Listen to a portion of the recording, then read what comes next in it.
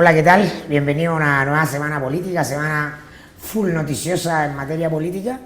Esta vez con un invitado que viene por primera vez, don Pablo Ortúzar, hombre del Instituto de Estudio de la Sociedad, académico, antropólogo, escritor, y como siempre con el gran Iván Weissman, digo gran en un sentido estrictamente literal. Físico. Sí, meramente físico. Sí, yo no pretendo más. Soy el miserable Iván Weissman, como dijo Piñera. Así, miren, miserables, y siempre lo sube. Oye, Pablo, sacaste un libro ahora, El Poder del Poder. Sí. Me llegó una invitación para ir a la feria, no pude, al lanzamiento. Y bueno, un intento por dialogar un poco con la tesis de Moisés Naim, ¿no? Del fin del poder, que entra como anillo al dedo a el conjunto de episodios que estamos viendo donde el poder ya no se para como antes, no hay autoridad. Es que en el fondo Naim hace un mapeo muy bueno, una descripción, una panorámica de la pérdida de poder de las distintas instituciones, de los estados, de la iglesia, de los militares, de las distintas organizaciones que retuvieron y administraron que construyeron por lo menos la civilización occidental durante más de 2000 años. Claro, y claro, el libro es muy bueno en eso, pero Naim evita abordar teóricamente el problema. Justamente para poder hacer un mapa más bien general. Descriptivo. Y eso al final del libro lo traiciona cuando trata de buscar salidas, propuestas o más o menos qué hacer. Porque obviamente como no hay elaboración teórica, tampoco construir una propuesta desde ahí se vuelve muy difícil. Entonces yo trato justamente de complementar esa parte con una elaboración teórica que busca explicar cuáles son los fundamentos de la autoridad política y más o menos qué pasa cuando el poder pierde autoridad y cómo se recupera, digamos. Y en ese sentido lo que uno se encuentra no es muy auspicioso, claro. O sea, es más bien el poder normalmente opera a través de legitimarse a través de chivos expiatorios y de violencia sacrificial, como dice la antropología. Y eso lo podemos ver operando en el caso de Trump, es evidente, digamos, el tema de los mexicanos malos, digamos, los inmigrantes peligrosos que hay que sacar, y eso hace a America Great Again, digamos. También el discurso antielitista tiene mucho de eso. Y la pretensión de que a la vuelta de la esquina vamos a llegar, digamos, a un nuevo orden más bondadoso, más justo, etc. Porque en general, claro, lo que pasa es que todo orden político se describe a sí mismo como un orden sin víctimas, y cuando las víctimas aparecen, en el fondo el rey queda en pelota, digamos, o sea, es evidente que está en pelota. Y luego viene otro, digamos, a vender que él sí sabe cómo llegar a un orden sin víctima y después, etcétera, etcétera. Es como la eterna repetición y entre medio bastante violencia, digamos, y persecuciones. Eso es como la historia de la humanidad. Me parece muy realista de acuerdo a la historia de la humanidad. Claro, ahora la idea del libro es pensar una alternativa, obviamente, porque quedarse solamente con ese aspecto descriptivo. Claro, aparte uno puede ver que a lo largo de la historia hay un avance de la preocupación por las víctimas, por lo tanto hoy día es cada vez más difícil también esconder a las víctimas del orden para legitimarlo.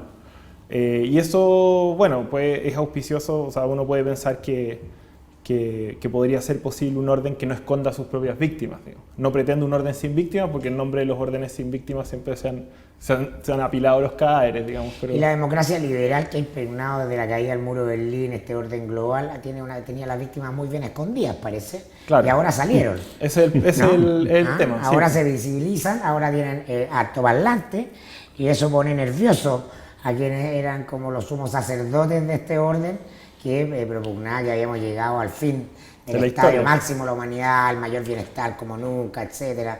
Todos teníamos lavadora, todos teníamos tarjeta en el banco y por lo tanto la felicidad humana era aquí y ahora, ¿no? No, y la globalización en el fondo, la contradicción entre formas políticas. Cuando uno revisa la historia del poder, se encuentra que las contradicciones entre formas políticas y las contradicciones internas de las formas políticas siempre son más o menos visibles. Y era evidente que el proceso de globalización iba a entrar en tensión con los estados nacionales y tanto con los imaginarios de izquierda o derecha construidos en torno a los estados nacionales, digamos.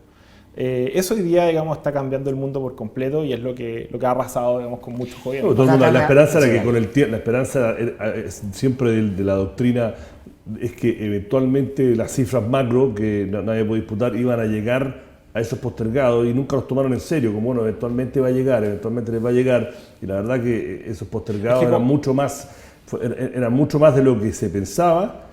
y yo creo que, como todo en la historia, hay cosas que empujan movimientos.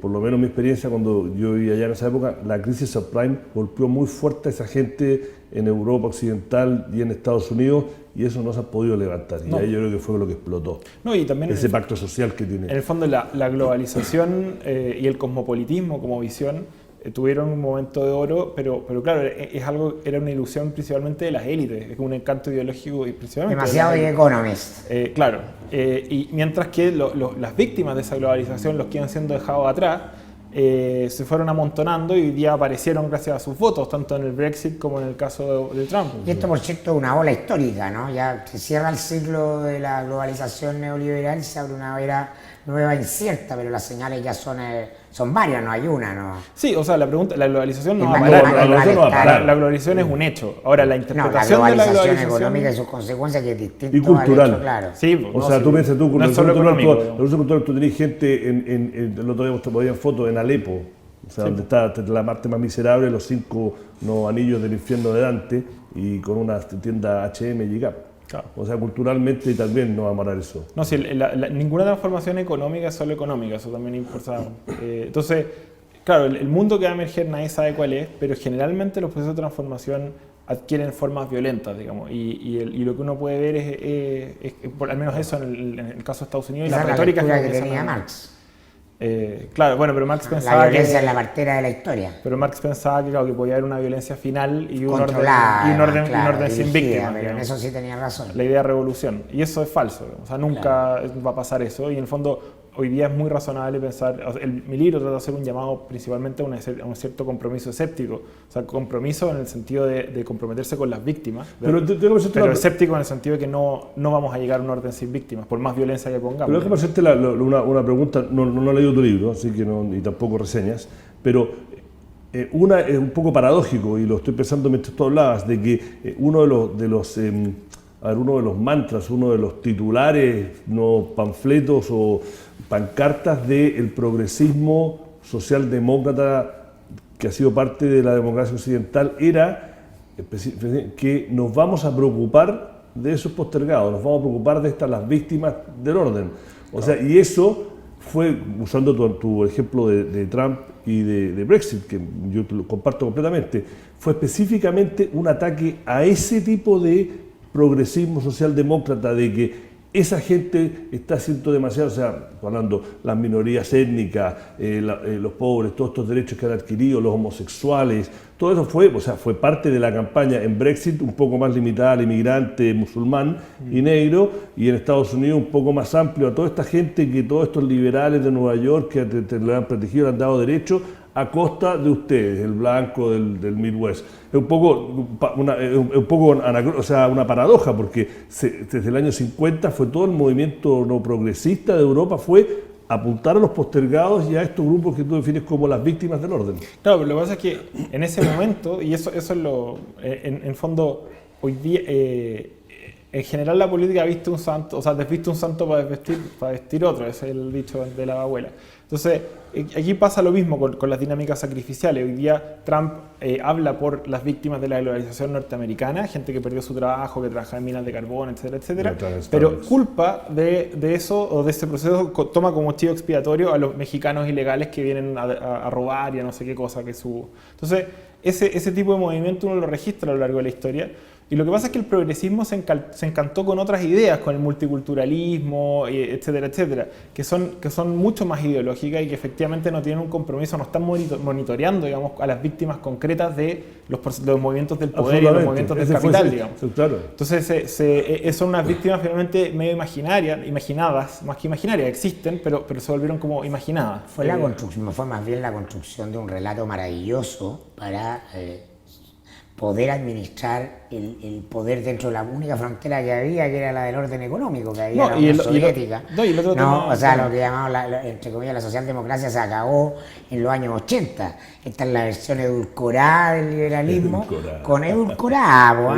Sí. Los Tony Blair, los Tercera Vía, los Lagos. Pero en todo caso la socialdemocracia está condenada. La socialdemocracia es un orden pensado de manera nacional, tremendamente y furibundamente nacionalista, en el sentido de que cuando esos derechos adquiridos por los trabajadores o por los nacionales, se ven amenazados por la inmigración, que es lo que está pasando hoy día en toda Europa, la reacción de ese mismo pueblo es tratar de expulsar a los inmigrantes, digamos. Claro, que por eso es la Francia. paradoja, por eso que hasta cierto punto... Como defiende el estado de bienestar, claro. Claro, exacto. Si no es extendible a todos.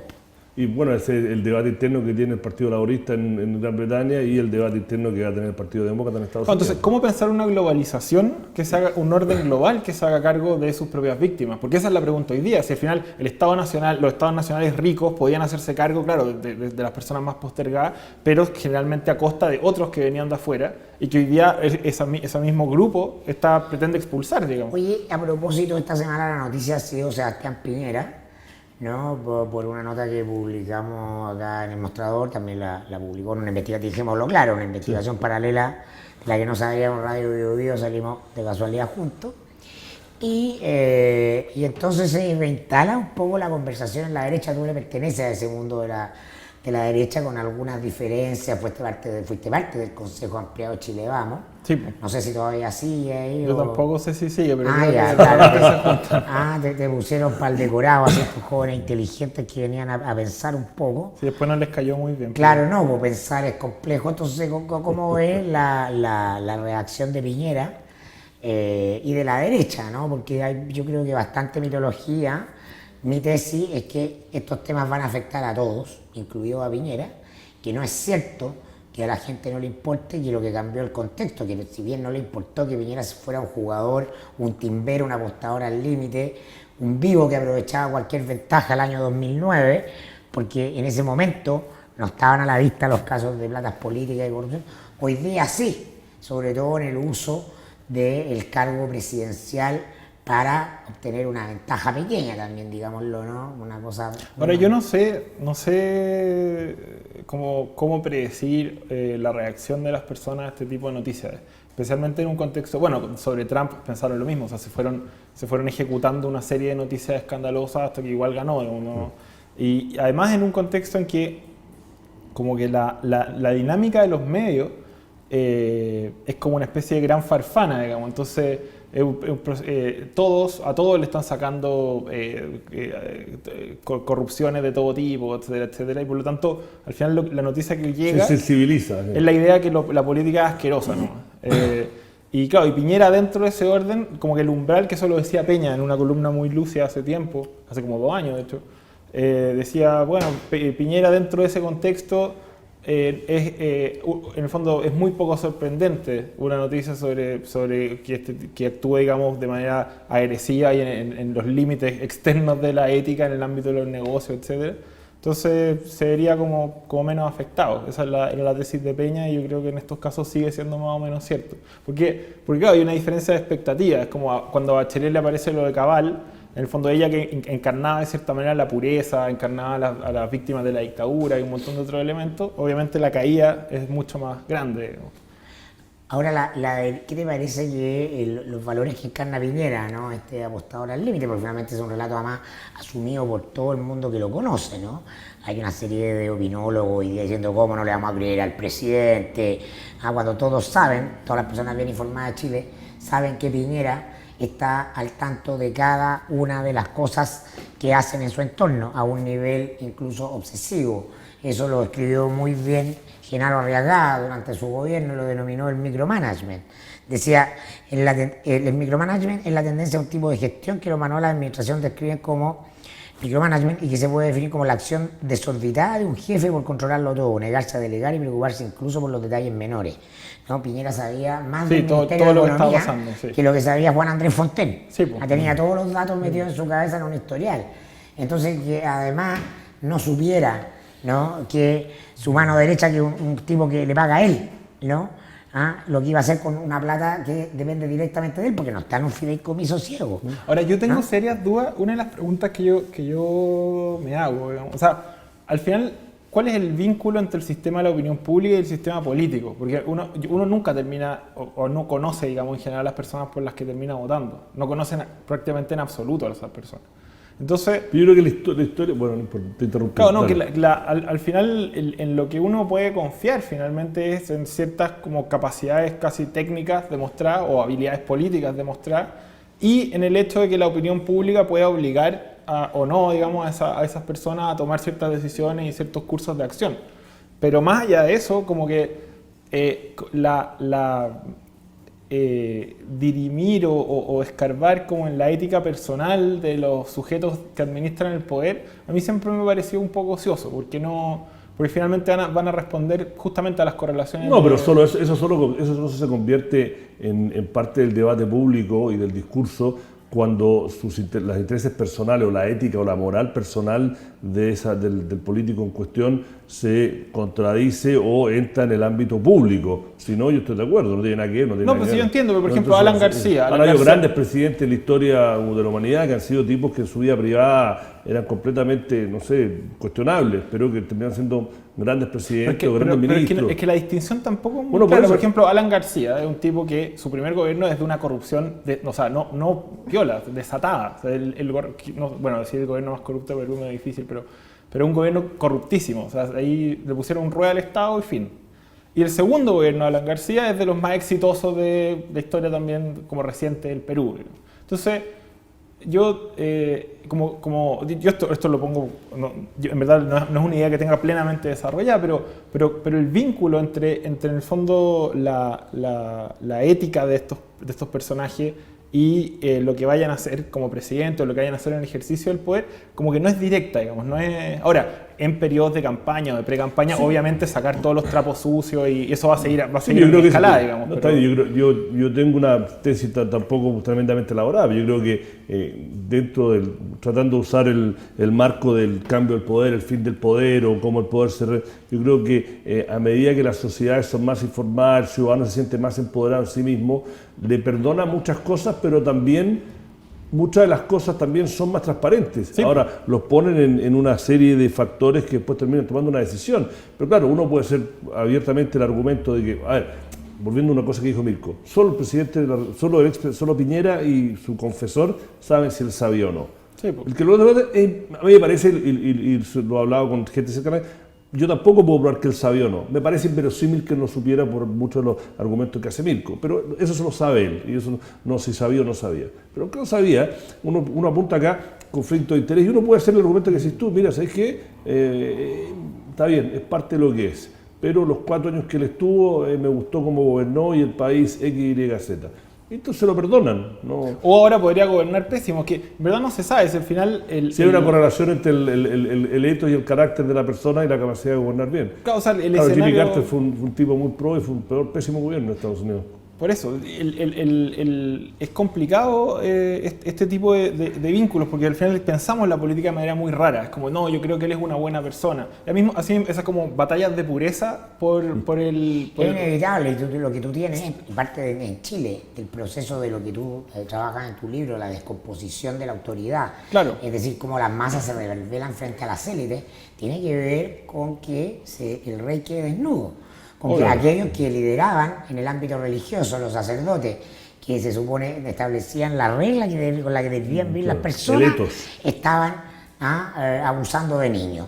Que los políticos que dictaminaban por el bien común, ¿no? Les mandaban las leyes hechas desde los correos de las empresas. Claro, sí. Entonces, a lo que yo soy muy escéptico el sentido del poder, eso es lo que yo obvio. Entonces, pero la pregunta en el fondo ¿es razonable pensar como una nueva pureza respecto al poder? Y ahí yo digo, en realidad no. Porque esto los personajes... Pero ese es el desafío para el sistema, pues, ¿cómo se vuelve a legitimizar?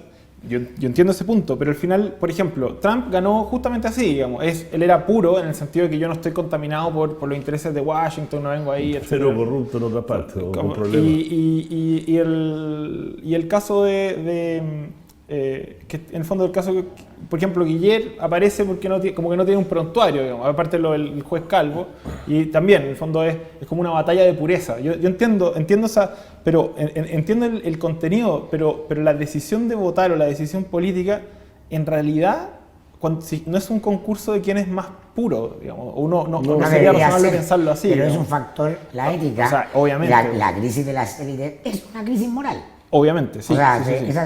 En esa superioridad moral, o en la autoridad moral, descansaba el que el poder estuviera legitimado podían usarlo, podían construir Claro, o sea, ley, que que la uno- gente se sometía Claro, sí. porque había un componente moral. Es imposible no No, desconocer por lo supuesto, o sea, moral. sí, la Lo observación... otro es el nihilismo. Bueno, no hay moral, cada uno que haga lo que Nada más que quiera. parte del contrato social, Ah, el contrato social que nos venden en la democracia occidental, que viene de la aristocracia, la nobleza obliga, ¿no? que representamos como algo para que el pueblo aspire a ser, ¿no? Y eso obviamente Claro, quedó bueno, en duda. pero también hay distintos tipos de liderazgo dependiendo para distintas épocas. Yo no quiero obviamente caer en un escepticismo total y obviamente nadie quiere poner, digamos...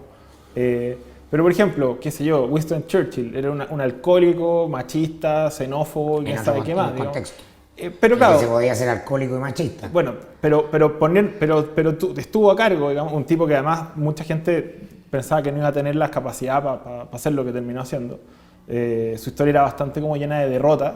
Y claro, y finalmente puesto en un cierto contexto, con una configuración del poder y la opinión pública, digamos, configurada de cierta manera, logró hacer lo que hizo. Sí, es que eso es lo que a mí siempre me ha llamado la atención. En el fondo, ¿cómo saber si alguien va a actuar en el poder de manera virtuosa en relación a la administración del poder? Es muy difícil de saber, digamos. Es Pero muy tú, puedes, poco claro. pero tú puedes actuar virtuosamente y también ser un mal presidente. Oye, Es que pero claro, esa es la pero paradoja, volviendo a Piñera, en el fondo este relato lo va a perseguir siempre, ¿no? Sí, ¿Qué o sea, pero es que consecuencia este tiene- no es el primero, pues si qué para atrás tienen consecuencia? muchos O sea, escándalos claro, más. pues, todas estas cosas son verosímiles porque son chispazos para hacer el mapa de su personalidad, de su forma de ser, ¿no? Él no tiene frontera entre lo público y lo privado, en la realidad no la tiene, ¿no? A partir de la presencia construye, o sea, el relato este que Piñera salió hecho se pasó de ser timbero a estadista, es un relato que construye Chadwick muy hábilmente porque es un político muy hábil. Pero ¿qué pasa con una derecha, ¿no? Que evidentemente muestra que la derecha lo va a seguir apoyando y lo apoya? Su resultado en la encuesta tiene que ver básicamente con el voto de derecha. O sea, estos casos lo golpean para acceder al voto de centro, que es el voto que requiere 50+1, porque la derecha históricamente es pragmática, es antiintelectual y es resultadista, ¿no? Claro, pero cuando uno vota... Mientras porque- no demuestran que alguien robó, está completamente tranquila, que es lo que le pasó a Pinochet. O sea, Pinochet se sabía que había ordenado asesinatos y crímenes, pero cuando cae, cuando demuestra que roba las patas del Rix, ¿no? Sí, Que no, mete bueno, mano porque a lo que pasa es que ahora van a- Piñera, mientras tenga, use Ya, pero Mirko, lo que va a pasar, un poco más. lo que va a pasar ahora es que van a emerger como tres versiones verosímiles de interpretación de estos hechos. Una que lo exculpa, otra que lo culpa, una versión más exagerada de exculpación total y otra más exagerada de que un poco menos es Hitler. Y bueno, y finalmente se van a poner en juego y la gente va a creer la que quiera creer, digamos, si eso no... Entonces, como que... Y eso es lo que viene pasando con todos los escándalos. Pero ¿qué pasa con la derecha? Te pregunto, porque tu tema No, es pues la derecha va a tender a y tu creer, tema obviamente, es en las versiones- repolitizar la derecha. Tu tema es cómo sacar a la derecha del mundo de lo económico, una derecha capturada por dinámica y lógica económica, que tú lo has escrito en distintas columnas. Sí, pero mi esperanza, o sea, a esta altura, después de haber estado más o menos adentro, es presionar, digamos, esos son cambios que se tienen que generar desde la opinión pública. Los políticos no, o sea, tratar de transformar la acción de los políticos directamente con los políticos es iluso. Es iluso, sí. O sea, los eso sí. políticos reaccionan Luhmann decía, como la política el sistema político es la caja de resonancia de la opinión pública. Entonces, yo hoy día en realidad prefiero ir a la opinión pública, digamos, a construir, digamos, la visión que creo es útil, que es la que me gustaría empujar, digamos, para ese sector. Pero no tengo mayor, o sea, mirado sociológicamente, no tengo, o sea, lo único que te podría decir es que obviamente la derecha va a optar por la versión exculpatoria de la interpretación verosímil de lo hecho y chao, pues si no, ¿qué van a hacer? Obviamente. No, aplaudo tu realismo, además, porque es muy escaso, ¿no? Eso de ver que el sistema político no cambia, salvo a golpe, y ese golpe es la presión de la opinión pública que le afecta. Sí. No, eso es así. ¿no? Ahora, el problema es cambio cómo por se dentro. construye la opinión pública, ese ya es otro Y ahí está tema. la batalla, Sí. ahí está la batalla, por eso los medios son tan decisivos para eso. Claro. Bueno, gracias por venir, Pablo. No, muchas gracias a usted, fue muy bueno. Gracias, Iván. Un placer acá. Nos vemos la próxima semana. Que estén muy bien.